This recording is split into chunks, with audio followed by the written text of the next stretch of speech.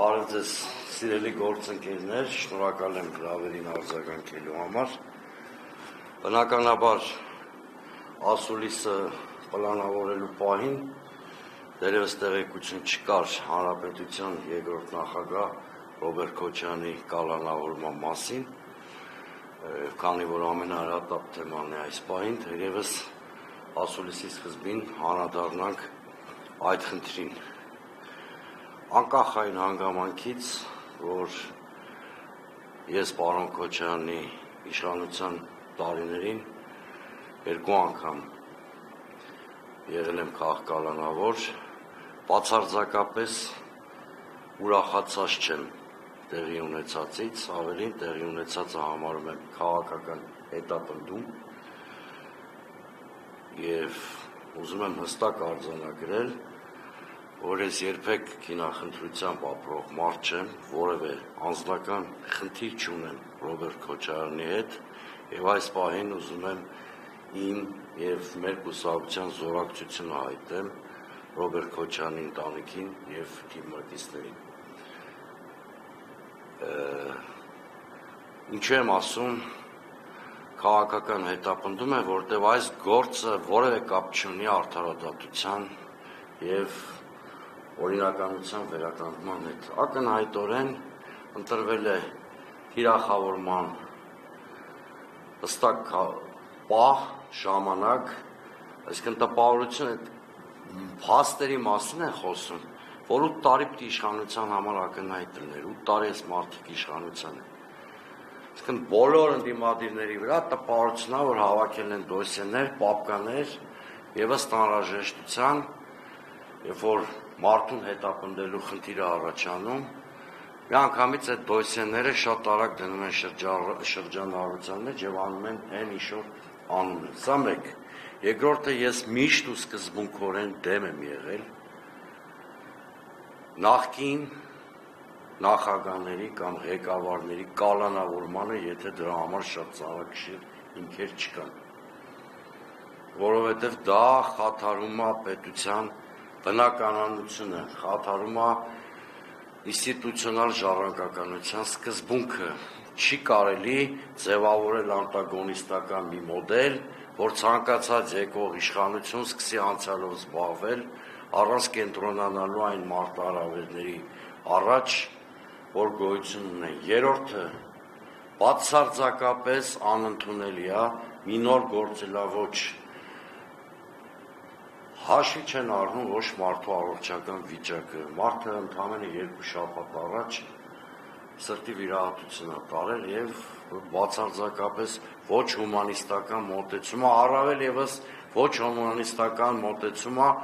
ընտանիքներով կալանքի տանել, այս նոր պրակտիկա է Հայաստանում, սենց բան չի եղել։ Կալանավորում են որդուն, հետո իրան, այս գործով մի այլ ընտանիք կա 4 հոգանոց, ամբողջ ընտանիքով կալանավորված են, դա բացարձակապես անհասկանալի եւ անընկալելի երևույթ է, ամենայն դեպս ես չեմ կարողանում ընկալել։ Կալանքը չի կարելի պատիժ սարքել։ Կալանքը ընդհանրապես խափանման միջոց է, որը պիտի ապահովի նախաքննության գաղտնիությունը։ Եթե մարդիկ չեն խոչընդոտում նախաքննությանը, չեն թաքնվում, չեն փախչում, ինչի համար է այս կալանքը, ոչ միայն արդեն այս գործով եմ ասում, այլ առհասարակ։ Ես ուզում եմ իմ կարծիքով 3 պատճառ ասել, որոնք ընկած են այս ամբողջ ռեպրեսիաների, արդեն ընդհանուր եմ խոսում, ոչ միայն Ռոբերտ Քոչարյանի գործի մասին, 3 պատճառ կա իմ կարծիքով։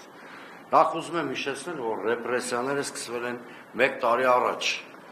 1 տարի 3 ամիս առաջ, տոտալ ռեպրեսիաները, երբ որ սկսվեց հակաեկեղեցական կամպանիան, հետո Սամվել Կարապետյանի գործ, հետո Սրբազան պայքար, արդարների գործը, հետո նաև Միքայել Սրբազանի թիրախավորումը, հետո լրագրողների թիրախավորում, կալանավորում, հետո դրա հավաքվելով, այսպես ծավալվելով, հետո դարձավ պարոն Ծառուկյանի խայտարակ կալանավորումը, օրենքի եւ բարոյականության բոլոր նորմերի խախտումներով ու շարունակվում է այդ process-ը։ Հիմա այս պահին ունենք 3 առանցքային ընդդիմադիր ուժերի 2 կալանավորված առաջնորդ, Գագիկ Ծառուկյան եւ Ռոբերտ Քոչարյան, եւ 1 այլ առաջնորդ Սամվել Կարապետյան, որ էլի կալանքի տակ է, ուղղակի տնային կալանքի տակ է։ Դա էլ է կալանքի ռեժիմ։ Հնարավոր չի սա չհամարել քաղաքական մոտիվացիա ունեցող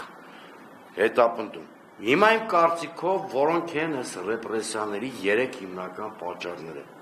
Արդյոք տեղի ունեցողը քաղաքական հաշվեհարդար է։ Իհարկե քաղաքական հաշվեհարդար է, որովհետև ակնհայտորեն թիրախավորվում են իշխանության հետ անհամաձայնություն հայտնող կամ իշխանության հայտ ներկայացնող քաղաքական գործիչները։ Ընդ որում քաղաքական հաշվեհարդար է կուլակաթափության, ունեզրկման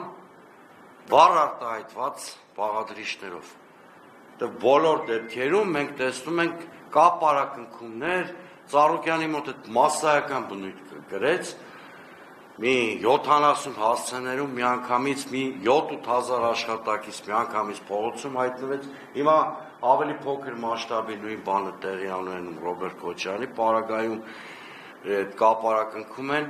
իմիջիայլոց ինչ անում են, ասում են մենք սա անում ենք ժողովրդին վերադարձնելու, ժողովրդի բարեկեցությունը ապահովելու, թալանը հետ վերադարձնելու կարգախոսով, բայց ես մի օրինակ բերեմ։ Այն փուլում, երբ որ Արադ ցեմենտը պետական կառավարման տակ չէր, այսինքն Մուծի գրուպի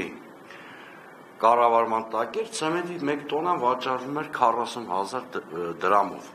Հիմա ցեմենտի 1 տոննան դարձել է 47,000 դրամ։ Ընդամենը մի ամիս է պետական կառավարման տակ։ Հիմա դուք ինքներդ դատեք, ասենք ես ով է թալանում։ Այդ ժողովրդին վերադարձնում են ժողովրդի համար ավելի ծանր պայմաններով, ճիշտ ասած, ես այդ ժողովրդին վերադարձ չեմ կարողանում պատկերացնել։